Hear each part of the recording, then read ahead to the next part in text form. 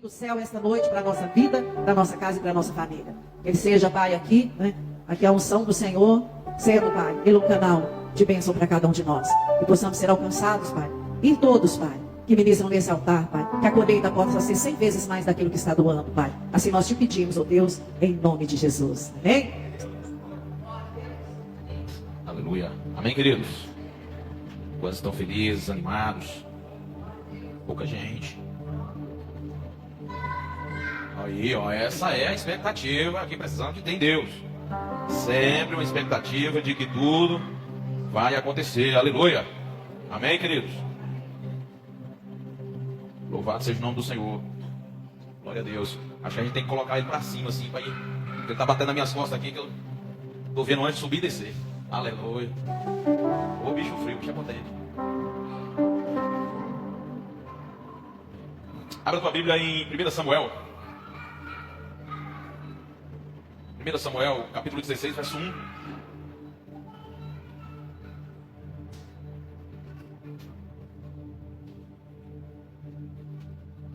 Samuel, 1 Samuel, capítulo 16, verso 1, diz assim: Disse o Senhor a Samuel: Até quando terás pena de Saul, havendo eu rejeitado, para que não reine sobre Israel? Enche o teu chifre de azeite e vem, enviar-te-ei a Jessé, o belemita, porque dentre os seus filhos me prove de um rei. Dentre os seus filhos eu escolhi um rei. Eu escolhi um rei. Dentre os seus filhos eu escolhi um rei. Queridos, nós temos um chamamento. O Senhor, Ele nos chamou. O Senhor, Ele tem falado sobre esse chamamento. E o chamado do Senhor para nós, obrigado, Santo Varão. O que o Senhor tem chamado e o chamamento do Senhor está em Gênesis. Gênesis capítulo 1. Quando Deus fala assim: eu fiz, nós fizemos a imagem e semelhança. O nosso chamado é ser imagem. A nossa vocação é ser semelhante. Nós precisamos de ser semelhante a quem? A Cristo. Então nada, nós já somos a imagem e semelhança. Vou falar uma coisa para você muito séria. Nós não vamos ser, nós somos. Amém? Então o seu chamado é uma imagem. A sua vocação é ser semelhante. Glória a Deus. O diabo chega em Eva e fala assim: Eva, se você comer do fruto, você será. E o diabo estava querendo que Eva fosse lá e fizesse alguma coisa para se tornar, para ser. Só que o Senhor não está pedindo para a gente fazer alguma coisa para ser, porque nós já somos. E o que nós precisamos de ser? Nós precisamos de ter essa imagem e nós precisamos de ser essa vocação, semelhança. O que é semelhante é o espelho. Assim como Jesus é, eu preciso de ser. Paulo diz: sejam os meus imitadores, como eu sou de Cristo. E quando ele está falando isso, ele está falando dessa vocação. Você foi vocacionado para ser essa semelhança. E quando eu falo de semelhança, Jesus vem falando sobre isso. Qual é essa semelhança? Você é fonte, você é luz, você é porta, você é sal nessa terra, você é luz nesse mundo de escuridão. Então quando nós temos essa imagem, nós temos essa semelhança, é isso que o Senhor quer de nós. É que você reflete todas essas coisas. Qual? O derramado do próprio Deus na tua vida. E quando Ele já fez você essa imagem e semelhança, você não precisa de fazer nada para você se tornar. Você precisa apenas de exercer o seu chamado. Então o nosso chamado é ser imagem. E com essa vocação de ser esse espelho que é Cristo na terra. A palavra do Senhor diz que Ele nos predestinou a ser conformados à sua imagem. Lá em Efésios capítulo 1, verso 3 diz assim: bendito Deus e Pai do nosso Senhor e Salvador Jesus Cristo, que já nos abençoou com toda sorte de bênção nas regiões celestiais. Aí mais na frente vai falar assim: e nos predestinou para sermos filhos. Se você é filho, logo você é semelhança. Se você é semelhança, logo você é imagem. Se você é imagem, fique sabendo, você foi chamado para ser isso mesmo, pronto, acabou. Porque tem gente fazendo alguma coisa para ser santo. Você não precisa fazer nada para ser santo. Você faz aquilo que Deus quer que você faça, porque você já é santo. Você não faz alguma coisa para ser santo. Se você for fazer alguma coisa para ser santo, é errado. Você é santo. Portanto, você faz andar o quê? Andar nesse caminho de Cristo. Então você é uma pessoa santa. Portanto, por que você é santo? Porque você é a semelhança de Jesus. A semelhança de Cristo. Então quando as pessoas olham para você, já vê esse caminho de santidade. Deixa eu falar, você não precisa de fazer alguma coisa para ser uma bênção. Você já é uma bênção. Então quando as pessoas olham em você e falam assim: o que é isso? Eu preciso de quê? De chegar até aquela pessoa. Porque, olha, pastor Eduardo, vamos nele, porque ele é uma bênção. Não é que você vai se tornar, é que você é. O diabo sempre quis fazer algo, aonde? Fazer alguma coisa na sua cabeça para você fazer algo, para você se tornar. Só que você é, por isso você exerce o quê? A imagem. Esse é o seu propósito. Nós temos 3 coisas simples, que é linhas de ouro na Bíblia. Você tem uma natureza, você tem uma identidade, você tem um propósito. A sua natureza é amor, Deus é amor, fez você em amor para você amar. Essa é a sua natureza, você ama. E você tem uma identidade, qual é a identidade? A graça de Cristo que vem sobre a sua vida. Você é essa semelhança de Cristo, da graça, desse processo. Deixa eu falar uma coisa séria para vocês. Tem muita gente comendo fruto, só que Deus não dá fruto. Deus entrega semente para você.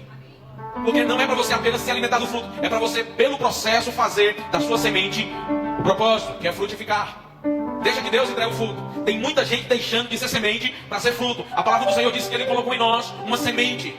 A palavra do Senhor diz que Cristo é a semente que, caindo na terra, morreu para formar a videira verdadeira, que é Ele, e nós somos enxertados nele. Portanto, nós temos essa consciência de que o diabo quis falar o que para Eva? Olha para a árvore e vai lá e come o fruto para você se tornar. Só que o Senhor nos entregou semente para nós fazermos dessa lógica de terra o quê? Imagem e semelhança de Cristo. Como Ele veio, se despiu de todo o seu poder, toda a sua riqueza, veio à terra para ficar pobre de tudo que Ele possuía, para enriquecer a você e a mim. Então nós precisamos de ter esse entendimento, de que nós precisamos de plantar. Nós não precisamos do fruto, porque o Senhor já nos deu o fruto. Todas as bênçãos espirituais das regiões celestiais já são suas, você não precisa de ir atrás. O diabo está oferecendo fruto para muita gente, sendo que você é uma semente para cumprir o propósito, que é formar outras sementes.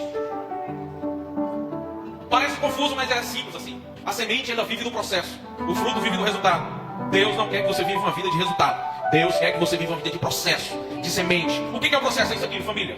O que é resultado? Eu não preciso ir para a igreja porque eu já recebi a minha bênção. Tem gente que recebe uma bênção e não quer mais nem vir para a igreja. Mas tem gente que está orando, plantando, indo, correndo atrás. Ele está onde? No processo. Tem gente que, se Deus trouxer uma bênção sobre a vida dele de R$1 milhão, ele fala assim: que é isso, meu Senhor? Eu vou até duvidar que tu existe. Virei ateu hoje. Tem gente que não quer saber mais de nada. Eu estou cansado. O negócio agora é gastar esse dinheiro que eu ganhei, porque agora minha vida é farra. Aí o inimigo vai lá e toma com uma pá. Aí ele volta. Vamos para a campanha. Só assim eu vou conseguir mais R$1 milhão. Então muitas vezes ele está se alimentando do fruto. E o Senhor quer que você seja um plantador. Amém, querido?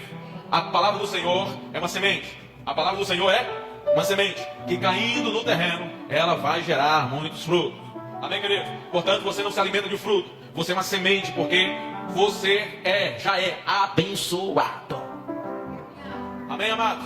Fica tranquilo. Se as pessoas quiserem se alimentar de você, entrega tudo que você tem, porque você é uma árvore frutífera. Pode entregar fruto, mas não queira comer fruto, porque o inimigo está tentando fazer as pessoas comer fruto para se tornar algo. E você não precisa de comer para se tornar, porque você já é. Portanto, o Senhor está chamando Davi, lá em 1 Samuel 16, verso 1. Dentre os filhos de Jessé, eu escolhi um rei. Deixa eu falar uma coisa para você. Davi, homem de Deus, cheio do Espírito Santo. Ele estava lá onde? Lá no pasto, cuidando das ovelhas do Senhor. Amém? Estava tendo uma guerra. Tinha um rapaz que ele era o rei Saul. Era um homem poderoso. Diz a palavra do Senhor que ele era muito grande.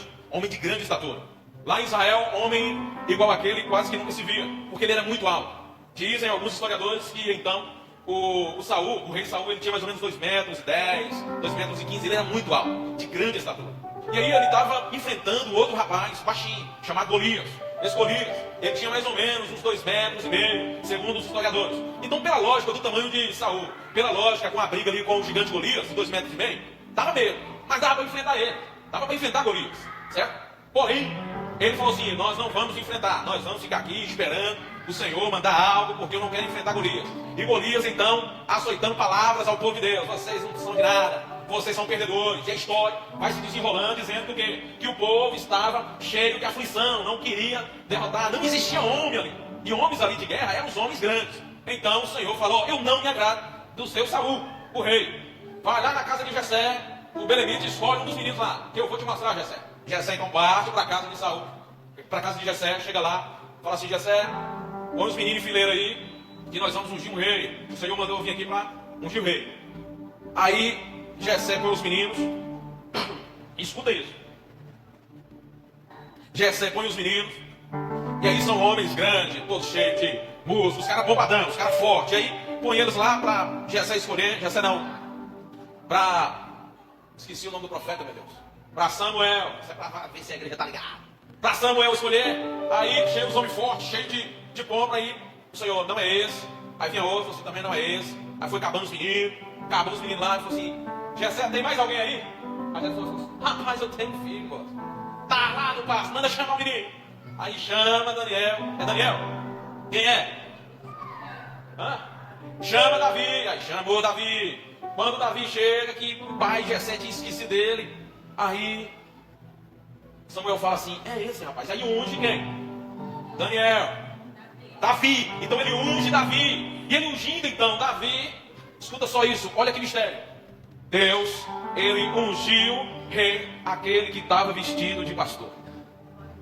Deixa eu falar. Tem muita gente escolhendo pessoas pela indumentária, né? Lógico, estou chique hoje, com essa camisa xadrez, né? Nosso lindão ali, quinta-feira, ele veio com uma camisa e falou: Jesus, que camisa bonita, eu vou com uma dessa também que eu tenho lá em casa.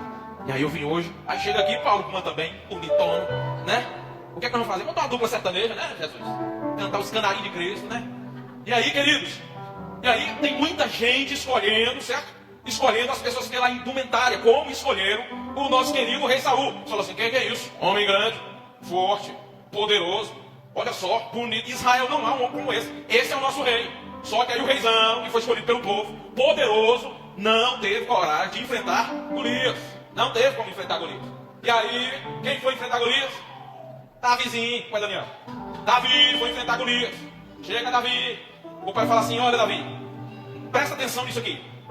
Olha Davi, você vai lá levar uma comida para os seus irmãos que já estão lá na guerra. Davi, beleza, eu vou. Antes de Davi ir, ele deixa um pastor cuidando das ovelhas. Deixa eu falar uma coisa. Deus chamou Davi para uma guerra. Só que o chamado que Deus chama você não deixa você com irresponsabilidade na sua vida. Antes de você cumprir o chamado, você precisa de então terminar aquele serviço que o Senhor te colocou. Davi vai, eu falo assim: vou levar. Mas ele chega numa pessoa de confiança e fala assim: olha, você vai ficar aqui cuidando das ovelhas.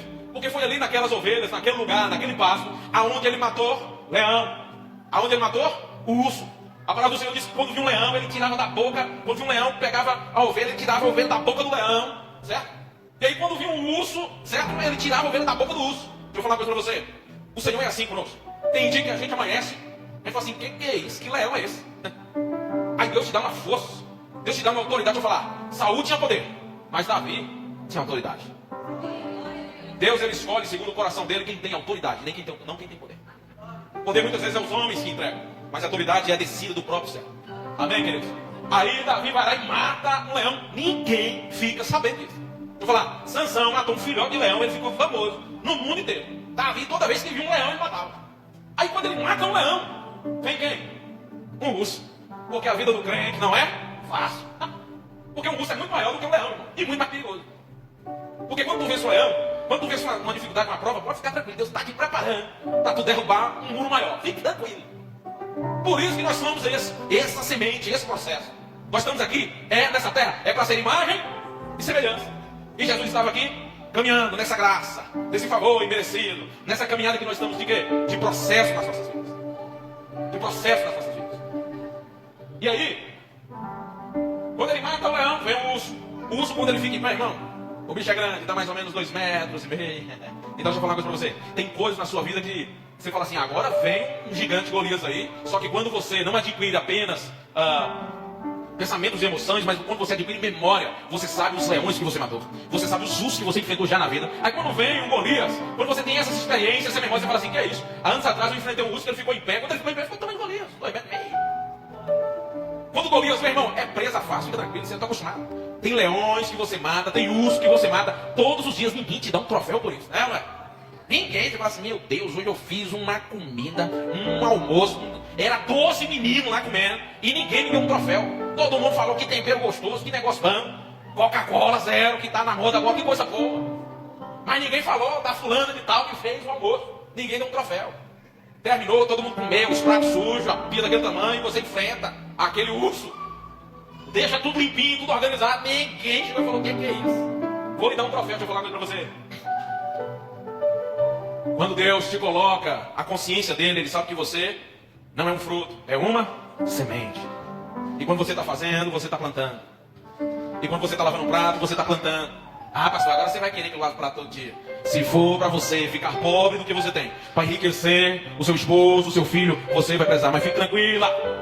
Ô, varão de guerra, você precisa de ser semente na vida da sua esposa também. Olha o mistério aí. Deus falando, tá. Você está entendendo? Nós precisamos entender que nós estamos aqui para trabalhar uns para os outros. Pastor, trabalhar ou servir? Muitas vezes há uma diferença de serviço para trabalho.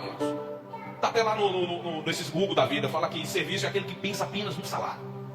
Mas o trabalho é aquele que pensa no propósito. Então nós estamos aqui para trabalhar. A palavra do Senhor diz que nosso Deus trabalha até hoje. Não porque Ele precisa, mas por causa de uma relação que Ele tem com a gente. Senão Jesus fala assim, pode ficar tranquilo, fica aí sentado aí, que eu vou ganhar alma para Jesus nessa terra. Como? Eu vou vir com uma carruagem de fogo cheia, um carrão assim, labareda para todo lado, lá atrás uma gaiolona, cheia de demônio, e eu vou gritar, quem vai aceitar Jesus? Vai para a gaiola. Era a gente aceitando Jesus na rua, mas Ele não quer isso. O que Ele quer? Quer que eu e você, nós temos então uma relação com os nossos irmãos que estão muitas vezes lá fora, que não ouvem falar de Jesus, que estão na depressão, que estão desesperados, que estão vivendo uma vida extremamente fora daquilo que é o padrão do nosso Cristo. E qual é o padrão de Cristo? Ele é a porta. Então não precisa você ser grande, não precisa ser pequenininho. Você precisa de ter o tamanho que Jesus quer. E o tamanho que Jesus quer, fica tranquilo, cabe na porta direitinho.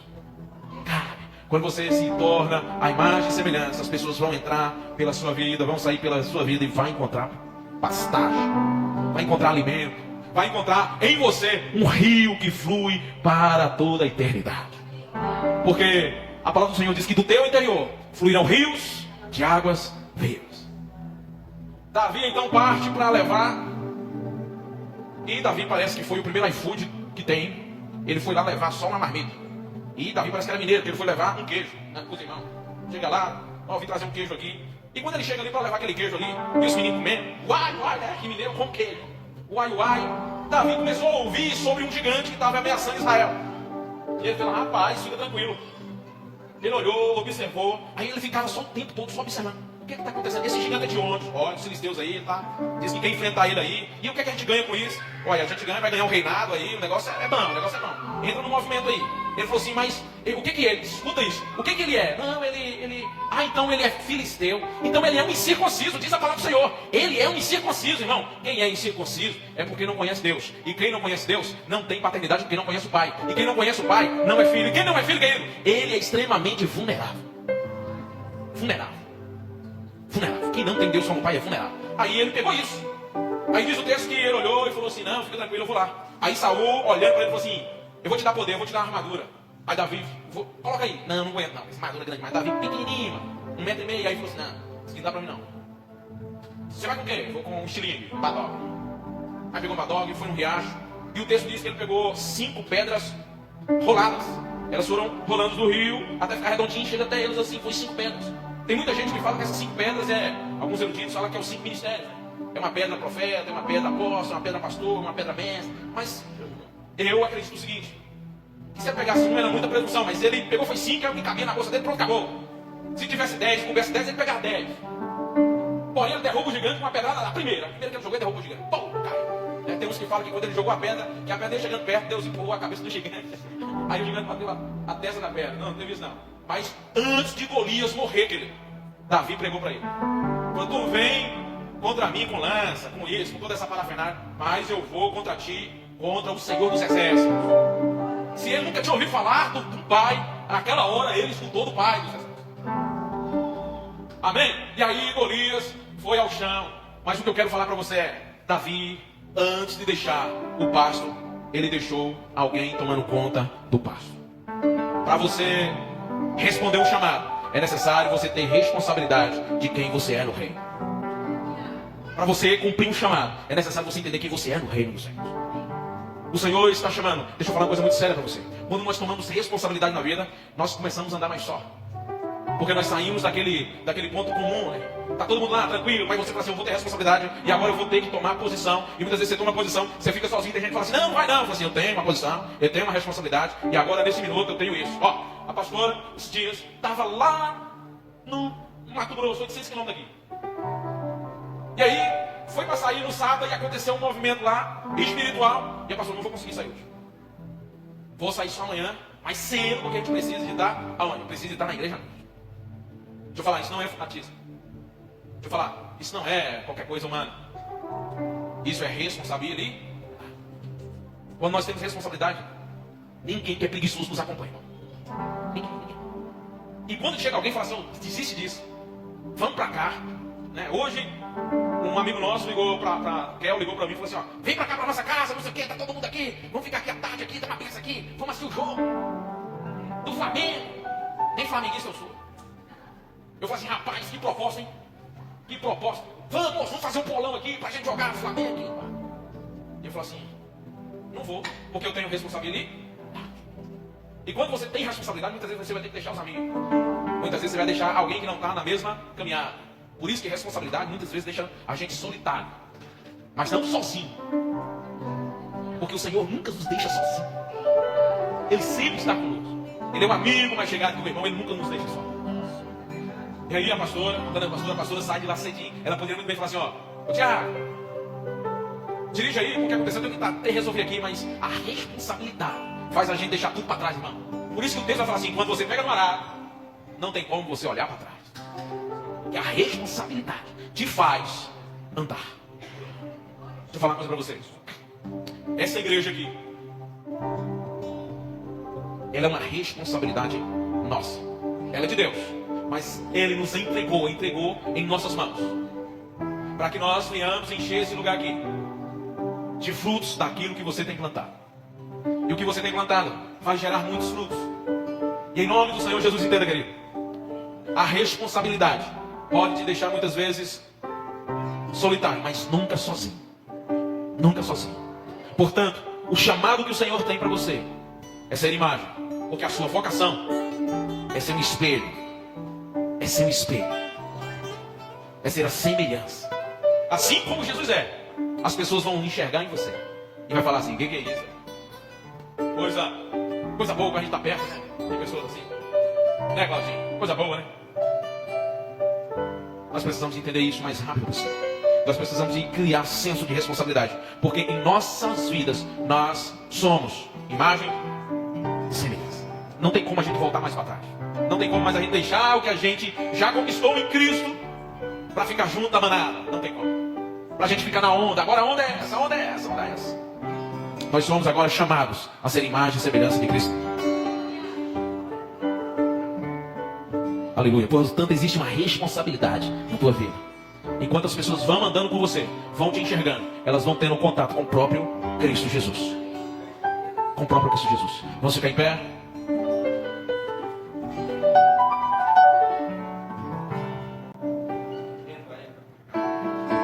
Entra.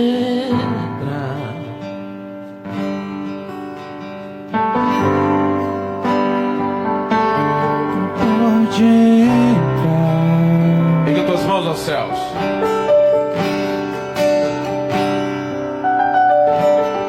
Entra. A porta está aberta, pode entrar. Senhor, nessa noite nós oramos ao Senhor dizendo que nós estamos aqui, ó Pai, com um senso de responsabilidade com relação à tua imagem, em relação à tua semelhança. Tu és bem-vindo, esse é o teu. Derramando a tua graça, derramando o teu poder. Nós precisamos, Senhor, ser usados como semente sobre a vida de muitas pessoas. A casa é sua. Esse é o teu Yeshua. Daqui pra frente é assim. Eu não quero mais viver sem ti.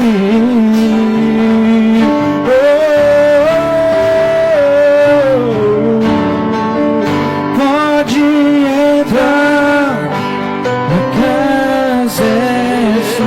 Rega tua voz pra ele, rega tua voz. Esse é o teu ar,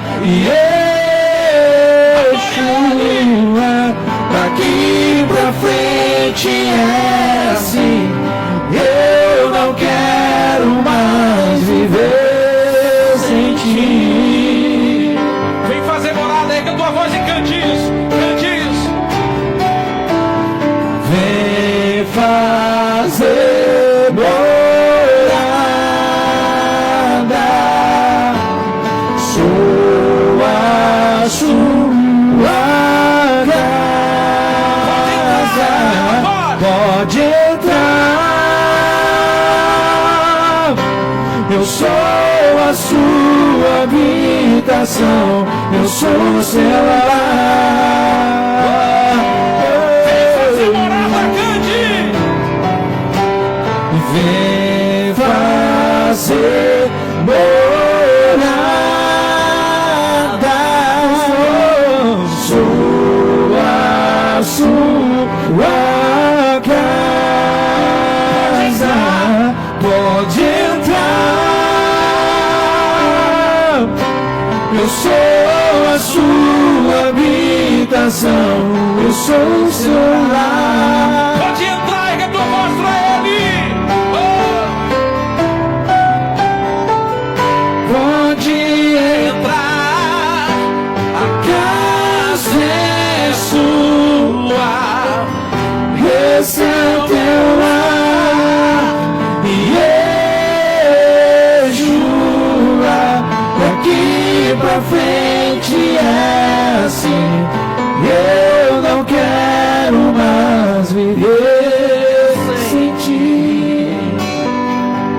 Senhor, nessa noite nós oramos e falamos ao mundo espiritual, dizendo que o Senhor és o nosso Deus. O Senhor és o nosso Deus. Portanto, nós oramos para que o teu milagre venha sobre a vida dos teus filhos nessa noite. O Pai, invada, entre nos lares aqui. Meu Pai, traz libertação, traz cura, traz conserto. Meu Deus, tira todo o desejo de sensualidade da consciência e da mente dos jovens, dos adultos. Oh meu Deus, faz de nós, Senhor, a imagem do Senhor, para o mundo entender a santidade sobre cada um de nós. É o que nós te pedimos nessa noite, que o Senhor entra, intervém, muda a história, muda caráter. É o que nós te pedimos nessa noite, Senhor, que nós venhamos criar um senso de responsabilidade diante da tua presença, em nome do Senhor Jesus. Se você crê nisso, adore ao Senhor, adore ao Senhor. Oh. Pode entrar, A casa é sua, seu lar, em Yeshua, daqui pra frente